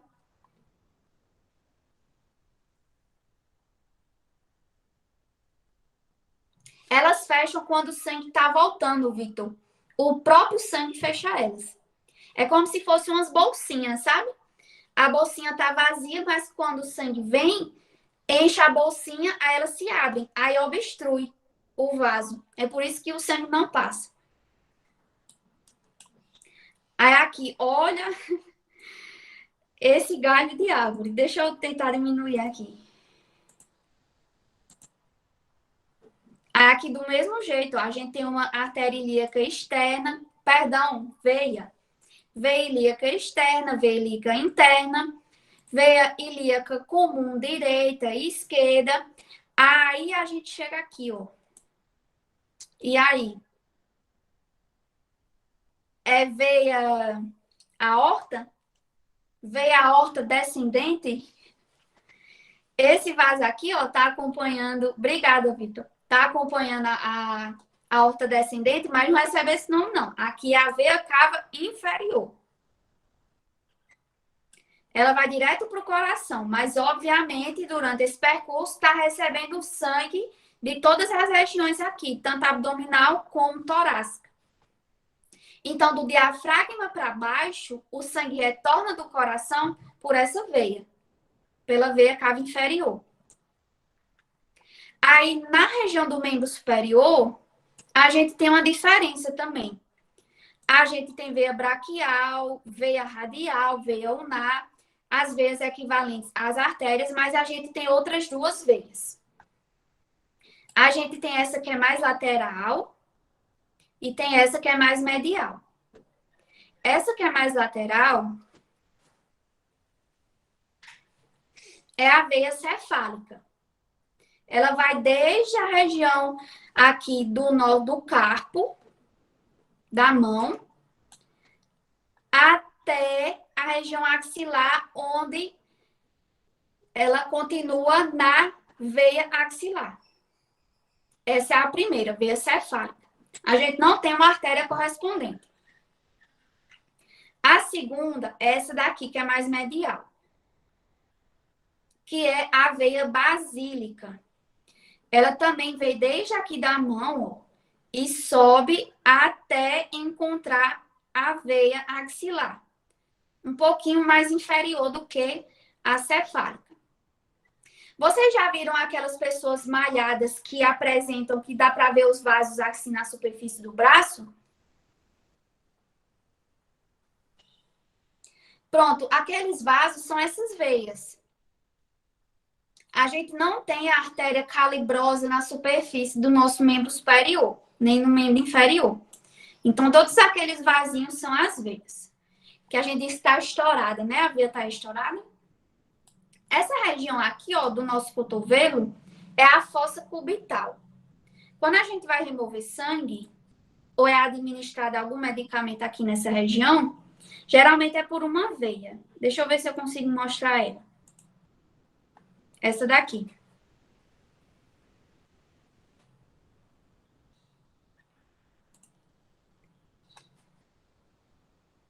Veia cubital mediana, veia cubital lateral, que são os locais onde a veia cefálica e a basílica se unem, se fundem.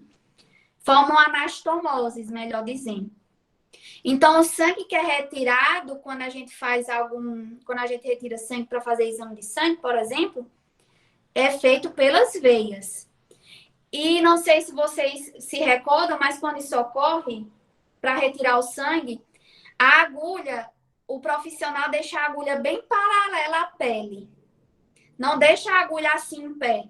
Deixa ela bem paralela. Por quê? Para pegar uma veia superficial. Porque se ele vir com a agulha assim, ó, perpendicular, pode ser que perfure aqui uma artéria ou até um nervo, caso tenha aqui. Obviamente tem nervos, né? Então, ele vem com a agulha assim bem paralela com a pele, encostadinha, para pegar uma veia, que elas são mais superficiais.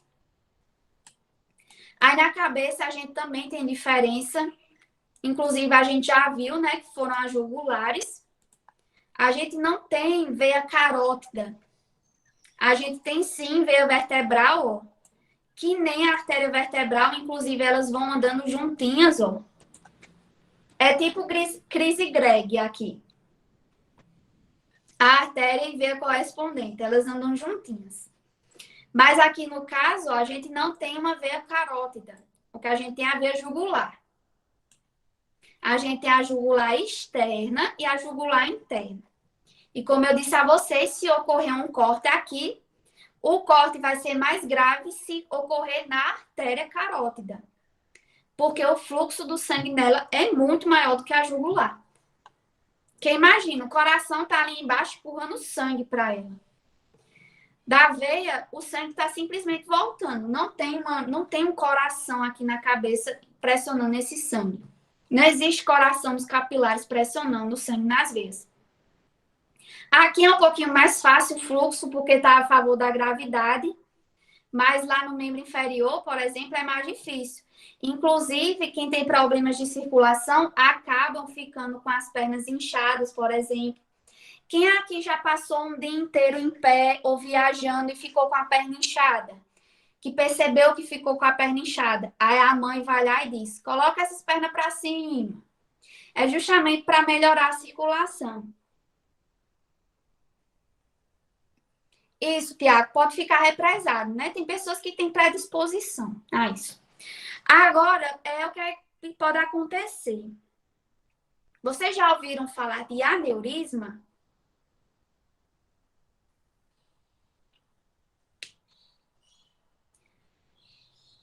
O mais comum é o aneurisma cerebral. O que é que acontece no aneurisma? Eu vou aqui usar uns vasos hipotéticos. Vou usar esse aqui de exemplo. No aneurisma, se forma uma bolsinha aqui e essa bolsa pode se romper e o sangue extravasa. Esse é um aneurisma. Geralmente tem pessoas que descobrem o aneurisma ainda não se rompeu e aí pode ser feito um tratamento. Mas quando ele se rompe, há o extravasamento de sangue. Como eu disse a vocês, o mais comum é o cerebral.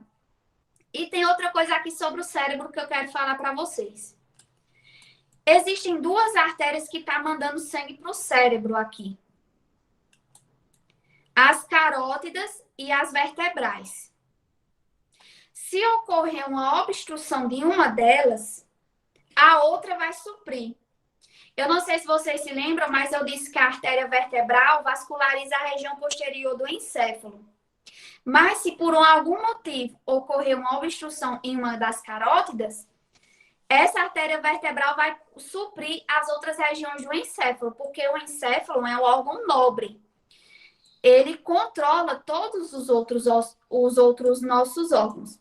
Então, a perda de oxigenação no encéfalo, por menor que seja, pelo período minúsculo que seja, é muito grave.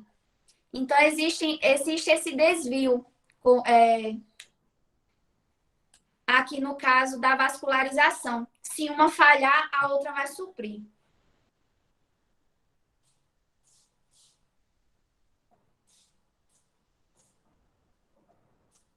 Richard, se existir um motivo para o aneurisma ser mais comum no encéfalo, eu desconheço. É que nem o infarto, geralmente é mais no coração. Inclusive, mais de 90%, mas pode ocorrer o infarto em outros órgãos também, órgãos abdominais. Outra coisa também, já que a gente está falando sobre doenças, trombose. Quem aqui já ouviu falar? Acho que todo mundo, né?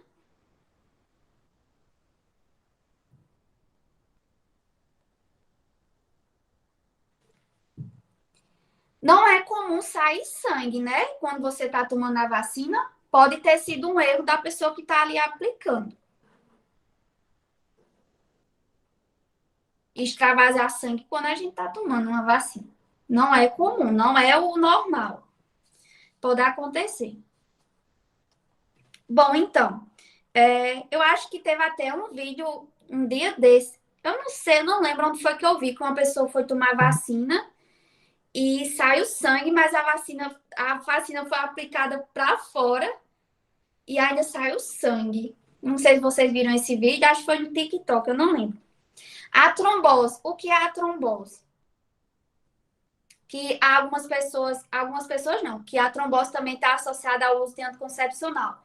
Formam-se trombos, coágulos, que obstruem a passagem ali do sangue naquele vaso. E o grave da trombose é que esse coágulo pode se desprender, passar por toda a corrente sanguínea, chegar nos nossos pulmões e obstruir uma das artérias pulmonares. Aí vai causar a embolia pulmonar. Geralmente, eu não sei se vocês já ouviram falar isso, provavelmente sim, que o uso de anticoncepcional aumenta o risco de trombose, principalmente em pessoas que já têm predisposição. E a questão da trombose e o anticoncepcional é quanto ao estrogênio. Existem os anticoncepcionais que são à base de progesterona e estrogênio, e os anticoncepcionais que são à base apenas de progesterona. Então, os anticoncepcionais que têm estrogênio são os que podem causar trombose, e ainda mais pessoas que têm predisposição. Todos esses efeitos colaterais ruins do anticoncepcional estão associados ao hormônio sintético do estrogênio que tem nessas pílulas.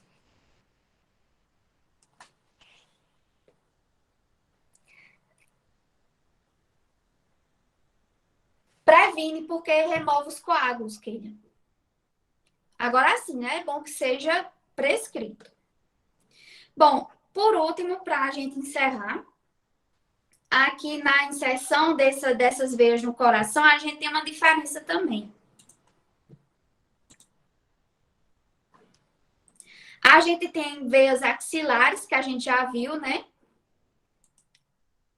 Também temos subclávias, aqui, ó.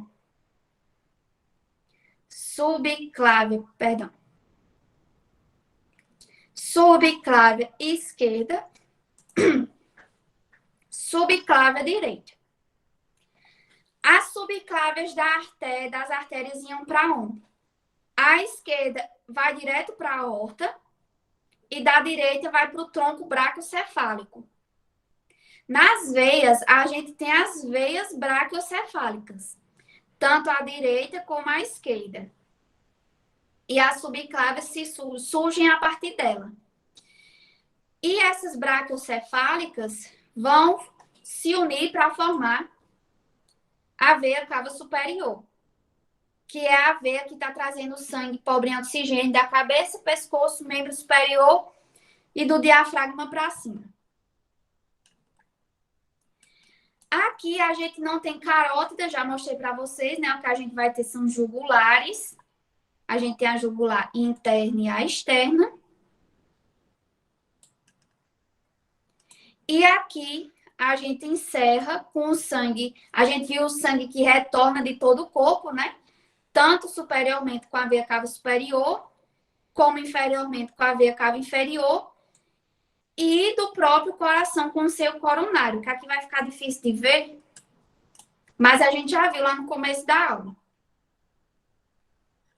Então, a partir desse aplicativo, eu não sei se vocês gostaram da ideia do aplicativo, mas foi a forma que eu encontrei para suprir a necessidade das minhas turmas de aulas práticas. Inclusive, era uma coisa que a instituição que eu estou professora ia fazer, comprar o aplicativo. Porque aí tanto os professores como os alunos iam ter acesso a ele. Infelizmente, essa compra ainda não foi possível. Mas aí eu me vi na necessidade de tomar uma atitude. É claro que existem aplicativos aí gratuitos que é possível craquear, né? Mas como é para uso em uma instituição pública, eu achei melhor comprar. Se alguém tiver alguma pergunta para fazer, fica à vontade. Pode falar, professor Breno. Eu estou falando aqui de lado porque eu estou olhando o chat. Professora Maria, tudo bom? Oi. Já bom, primeiramente, parabéns pela apresentação.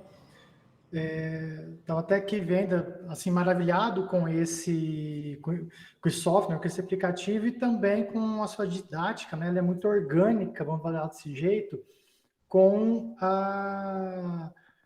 o software também, né?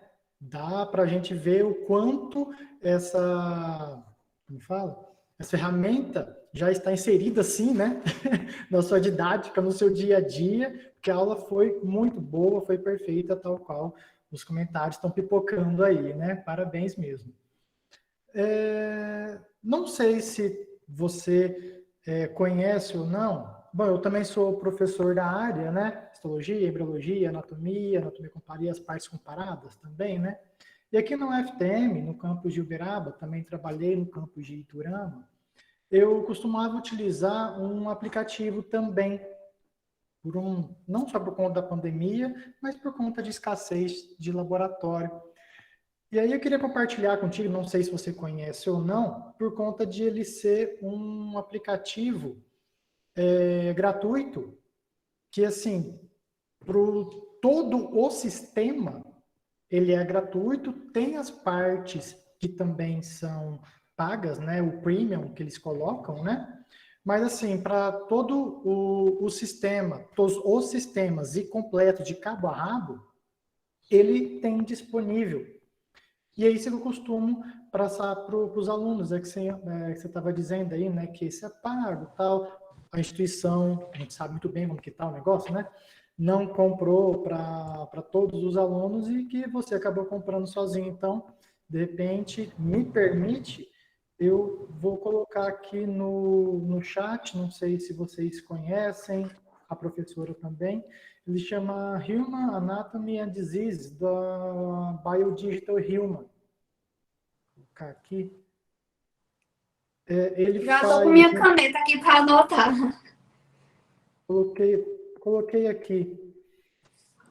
Eu tenho usado ele com muito sucesso com os alunos, até por conta dessa gratuidade do aplicativo. Também dá para pegar via internet, quer dizer, com o notebook, mas também com o smartphone, né? Tem aplicativo para tal. E ele também tem essas funcionalidades de fazer a rotação 360, 3D, entre aspas, vamos colocar desse jeito, né? Você coloca e retira órgãos ou sistemas. Ele também tem a possibilidade de você, ele é em inglês, mas tem a possibilidade de você colocar em outras línguas também. Assim, é uma outra ferramenta que, de repente, pode suprir essa deficiência, tal qual está suprindo aqui por conta de pandemia, utilizando as tecnologias de informação e comunicação. Agradeço, professor, pela sugestão. Já até coloquei aqui, porque eu já pesquisei aplicativos gratuitos, mas eu nunca acho que seja assim completo como esse aqui, que eu uso, sabe? E os meus alunos, infelizmente, ficam limitados, porque para estudar em casa é complicado, né? É bom você assistir a aula assim, mas é bom que você pratique sozinho. Para anatomia é muito importante que você pratique. Exatamente. Né? Uhum. A gente hoje em dia tem até uma carga horária para a prática presencial, mas também é muito reduzido. Eu nunca utilizei a versão premium, a paga dele, sabe? Então eu não sei, porque assim, eu achei esse que você passou pra gente, como que ele chama mesmo? Complete Anatomy, né? Ele realmente é muito completo, e bem mais completo, pelo menos essa versão gratuita do Human Digital Body que eu utilizo. Não sei se de repente tiver alguém interesse de assinar o Premium, se vai ser tão bom quanto esse, certo? Mas é uma opção e eu estou fazendo uma opção muito boa, sabe? Deixa eu colocar aqui de novo, o pessoal está pedindo o link, coloquei lá na frente, tem um pouquinho mais. Mas, professora, tem muito aqui, obrigado. Gente, é no chat, ele colocou no chat o link.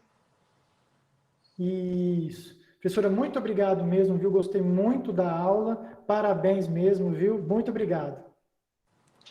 Ah, professor, muito obrigada, agradeço.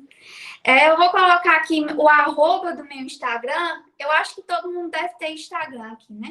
Eu vou colocar o arroba do Instagram e vou colocar meu e-mail, porque pode ser que alguém tenha interesse em fazer alguma pergunta. Eu vou deixar aqui para quem quiser entrar em contato comigo. Professora, o meu Instagram e o e-mail. Teve uma pergunta do Vitor que não foi respondida. Ele perguntou se as veias da região anterior acima do coração não possuem válvulas. Podem até possuir algumas, mas elas não têm função. Essas válvulas são mais para as veias que trazem sangue de baixo para cima, sabe? Contra a gravidade. Porque elas vão ter exatamente essa função de evitar que o sangue retorne pela própria ação da gravidade. Certinho. Respondido, Eu digo Vitor? que talvez tenha, porque não tem no livro dizendo que não tem, sabe? Pode ser que tenha, eu nunca vi sobre. Mas quando a gente fala de válvulas nas veias, a gente fala dos membros inferiores. Tanto é que no próprio tórax e abdômen não tem, na veia cava inferior. E outra coisa, aproveitando já que eu estou falando sobre isso, as nossas panturrilhas, esse músculo aqui que a gente chama de batata da perna, ele funciona como uma bomba, porque na sua contração, ele vai empurrando o sangue para cima, por essas veias, para ajudar a ele ser impulsionado de volta para o coração, já que não tem uma bomba, né? Que leva o sangue de volta para o coração, pelas veias. Deixa eu olhar aqui se tem mais pergunta. O Hermógenes perguntou se a senhora acha que esses aplicativos no futuro podem substituir o uso de cadáveres na prática de anatomia. Substituir, não. Na minha opinião, eu acho que nunca vai substituir, porque principalmente assim, quando a gente fala de prática de anatomia, o curso de medicina ele ganha mais importância, porque no final é o que realmente assim vai usar os ensinamentos da anatomia topográfica, principalmente. Então, por exemplo, um aluno que está do curso de medicina, quando vai tentar encontrar um nervo numa região aqui do membro superior, por exemplo, ele não vai encontrar assim colorido como no aplicativo, a veia em azul, a artéria em vermelho, o nervo amarelinho. Ele vai ter que localizar. E eu acho que a questão da anatomia palpatória é muito importante, principalmente para essa área médica, que é o que vai, na prática, usar todo dia, né? O aplicativo, para isso, eu acho que não substitui. Talvez pode ser um suplemento ou um complemento. E a gente sabe também que existem variações anatômicas. Como eu disse a vocês, aqui na região do arco da aorta, pode haver diferenças nessas configurações dos vasos. E só com a experiência no cadáver é que o profissional, o aluno, vai ter eficácia total nesse estudo. Na minha opinião, é claro, né? Cada professor tem sua opinião, mas a minha é essa. Tem mais uma pergunta da Nayara. Ela perguntou o que acontece com o sangue quando fala que ele está grosso.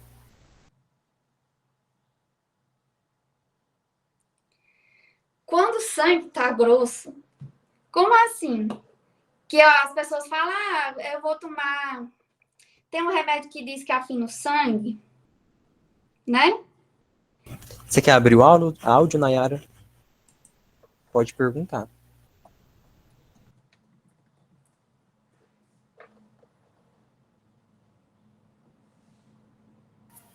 Sim, eu queria saber. Tem a ver mais com a coagulação. Se o professor Breno quiser me ajudar nessa pergunta, que existe... Não sei se é exatamente isso que você está me perguntando, né? Mas esses remédios que afinam o sangue. Eu não sei se vocês já ouviram falar sobre isso. São remédios que melhoram a coagulação. Removem coágulos do sangue. É a questão da coagulação do sangue. Essa questão de sangue grosso, que tem mais coágulos. O sangue, afinal, o sangue é que esses coágulos são removidos. Pode falar, professor Breno. Não, é que a professora pediu opinião também. É exatamente isso, professora, né? Uma hipercoagulação, né? Então, toda a parte de cascata de coagulação, inclusive também de plaquetas, também isso é mais exacerbado. É exatamente isso. Tem mais uma pergunta do Hermógenes. O sopro cardíaco seria um defeito em uma das válvulas?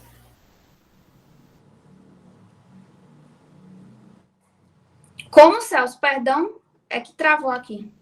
O Hermógenes perguntou se o sopro cardíaco seria um defeito em uma das válvulas. Isso, sopro no coração, né? É sim. Tem uns casos... Deixa eu ver aqui que eu anotei. Eu sempre esqueço o nome da doença. Na verdade, são várias, né? Valvulopatias, que acontece que ocorre uma calcificação das válvulas, aquelas válvulas lá do coração, e aí vai ter vários sintomas, como dor no peito, o próprio sopro no coração, cansaço. Isso porque vai dificultar o fluxo do sangue, devido ao endurecimento dessas válvulas. Tem alguns casos que é necessário até a troca dessas válvulas, casos mais graves, né? Que é necessária a cirurgia para remover, substituir essas válvulas. Antigamente era usada válvulas de porco. Não sei se alguém já ouviu falar sobre isso. Tem uma pergunta da Cíntia também. O anticoncepcional só tem relação com a trombose ou também tem com as veias rebentadas? Veia arrebentada é o quê? Varizes? Você quer abrir o áudio, Cíntia? Pode abrir. O anticoncepcional, ele vai atuar nessas questões, assim, principalmente da trombose, né? Que é o sintoma mais grave, digamos assim, causado por um anticoncepcional. Mas isso ocorre em pessoas que têm predisposição a essas doenças vasculares e também, hoje em dia, esses casos estão se tornando mais reduzidos porque os níveis de estrogênio dessas pílulas estão muito mais baixos. A questão por exemplo, do ovário policístico. Tem pessoas que usam anticoncepcional para tratar o ovário policístico, para tratar o uso para tratar acne também. Então, o anticoncepcional, para mim, é meio complicado falar sobre ele, porque vai depender da pessoa, né? E se a gente quando se conhece a história do anticoncepcional, você entende um pouco melhor a importância que ele foi para as mulheres, porque o anticoncepcional foi criado por feministas. Foram duas feministas que tiveram a ideia e aí criaram esse anticoncepcional junto com um farmacêutico. Só que nessa época, na década de 60, as concentrações dos hormônios eram 10 vezes mais altas do que as de hoje em dia. Então, esses sintomas que existem como a trombose, a retenção de líquido, era muito maior antigamente. Quem aqui nunca ouviu na cidade alguém falar: essa menina quando começou a namorar engordou, tá usando anticoncepcional? Quem aqui no interior nunca ouviu isso? Antigamente, isso realmente acontecia, porque as concentrações desses hormônios eram altas, mas hoje em dia isso é diferente.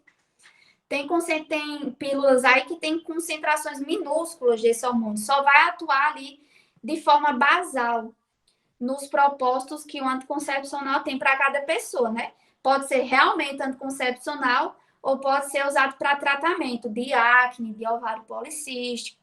Mas pessoas que têm predisposição a problemas vasculares podem ter problemas com anticoncepcionais que têm na sua composição os hormônios sintéticos derivados do estrogênio. Certinho. Aí, por isso, existe também aqueles anticoncepcionais só de progesterona. Até mulheres que estão amamentando usam esses anticoncepcionais só de progesterona, porque também o estrogênio inibe a ejeção do leite, por exemplo. Então, vai depender muito, cada caso é um caso, obviamente. Certo, obrigado. Tem mais uma pergunta do Hermógenes. O que pode causar cardiomegalia? Hermógenes, eu vou ter que pesquisar para responder essa sua pergunta, viu? Desculpa. Pessoal, A lista de parte clínica eu presença, sou um pouco limitada. a lista de presença já está no chat, a palavra-chave é biologia. Sim, perdão, Hermógenes. Uma das causas é a doença de Chagas. A cardiomegalia é o coração grande, né? A hiperplasia do coração, porque, por exemplo, falando agora sobre outra coisa, né? O sistema muscular. Os nossos músculos, eles não aumentam o número de células em condições normais, né? A gente tem a hipertrofia. Quem aí nunca foi ou teve vontade de ir para a academia para ficar grandão, né? Que a gente fala, vai haver a hipertrofia, o aumento da massa do músculo. No coração, pode haver também a hiperplasia, que aí o coração aumenta em questão de número de cardiomiócitos. Em atletas de alta performance, pode haver a hiperplasia. Em casos bem específicos, mas geralmente a hiperplasia, ela está mais associada a problemas patológicos e não de exercício. Certinho, professora. Muito obrigado. Quero agradecer em nome da comissão por a senhora ter aceito o convite. A oficina foi fantástica, sua didática é excelente. Agradeço também aqui em nome de todo mundo que participou da oficina. E quero pedir para o pessoal abrir a câmera para a gente tirar um print de vocês. Exatamente, pessoal. Professora, muito obrigada, viu? Suas contribuições foram essenciais. Foi uma oficina maravilhosa. O professor Breno também, as suas contribuições enriqueceram aqui com a gente. Muito obrigada a todos que estão aqui.